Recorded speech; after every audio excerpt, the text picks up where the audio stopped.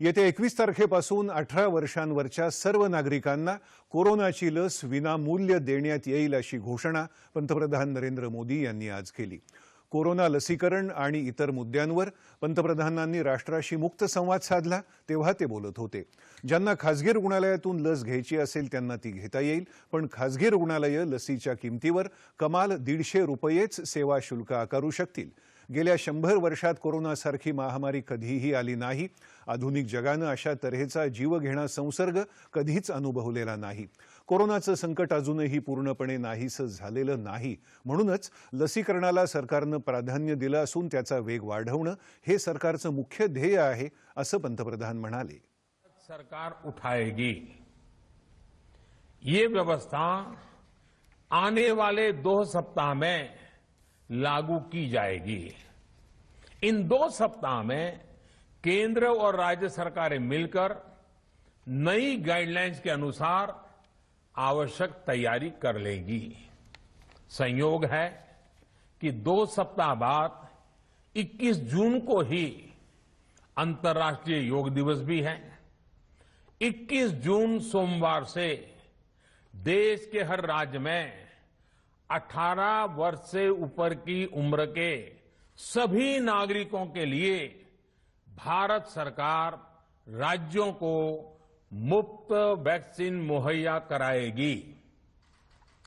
Vaccine निर्माताओं से कुल vaccine उत्पादन का 75% हिस्सा भारत सरकार खुद ही खरीदकर राज्य सरकारों को मुफ्त देगी। यानी देश की किसी भी राज्य सरकार को वैक्सीन पर कुछ भी खर्च नहीं करना होगा। अब तक देश के करोड़ों लोगों को मुफ्त वैक्सीन मिली है।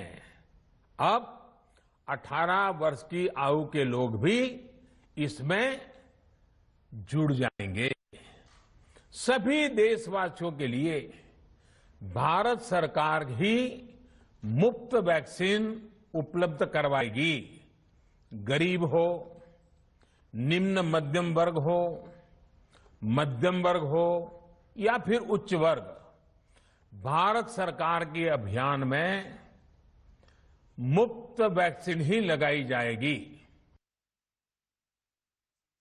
एकूण उत्पादनापैकी 75% लसी केंद्र सरकार स्वतःच खरेदी करेल आणि त्या राज्य सरकारांना पुरवेल, असं ते म्हणाले।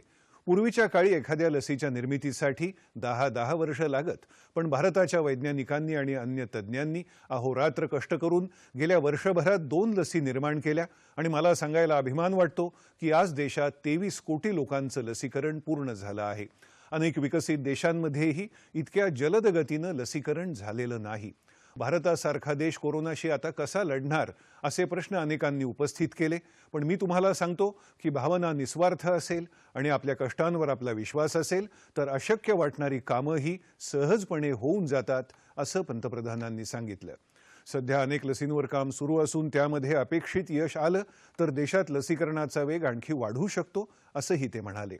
लस उत्पादन आणि लसीकरण यासंबंधीचे सगळे निर्णय केंद्र सरकारनेच का घ्यावेत असा आक्षेप मध्यंतरी घेण्यात आला। लसीकरणासाठी वयोगट कशाला हवेत असेही प्रश्न उपस्थित करण्यात आले। राज्य सरकारांवर ही जबाबदारी का सोपवली जात नाही असंही विचारण्यात आलं।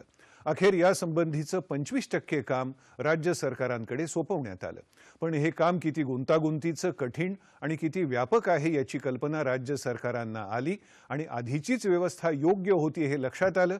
त्यामुळे आता राज्यांकडची ही 25%ची जबाबदारीही केंद्राने आपल्याकडेच घेतली आहे, असं पंतप्रधानांनी सांगितलं। प्रधानमंत्री गरीब कल्याण अन्नधान्य योजनेचा कालावधी येत्या दिवाळीपर्यंत वाढवण्याचा निर्णयही सरकारने घेतल्याचं पंतप्रधान म्हणाले। या योजनेद्वारे 80 कोटी गरिबांना विनामूल्य अन्न पुरवलं जातं।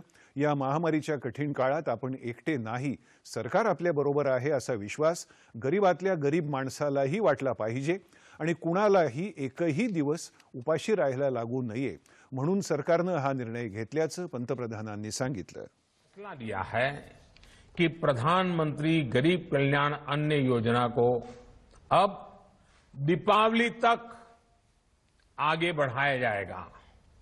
महामारी के इस समय में सरकार गरीब की हर जरूरत के साथ उसका साथी बनकर खड़ी है।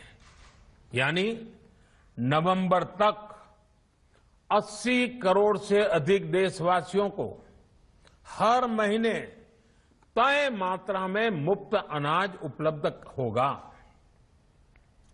इस प्रयास का मकसद यही है कि मेरे किसी भी गरीब भाई बहन को, उसके परिवार को भूखा सोना ना पड़े। कोरोनाशी विविध पातळ्यांवर देश प्राणपणानं लढत आहे। अजूनही कोरोनाचं संकट टळलेलं नसल्यानं नागरिकांनी अत्यंत जबाबदारीनं वागावं असं आवाहन पंतप्रधानांनी केलं। सामाजिक प्रसार माध्यमांवरून अनेकदा अत्यंत चुकीच्या बातम्या पसरवल्या जातात, निराधार आक्षेप घेतले जातात आणि वातावरण गढूळ होऊन जातं। म्हणून अशा तऱ्हेचं वर्तन कुणीही करू नये, म्हणजे आपण सगळे देशवासी एकजुटीनं लढू आणि या महामारीतून सुखरूपपणे बाहेर पडू असं पंतप्रधान म्हणाले।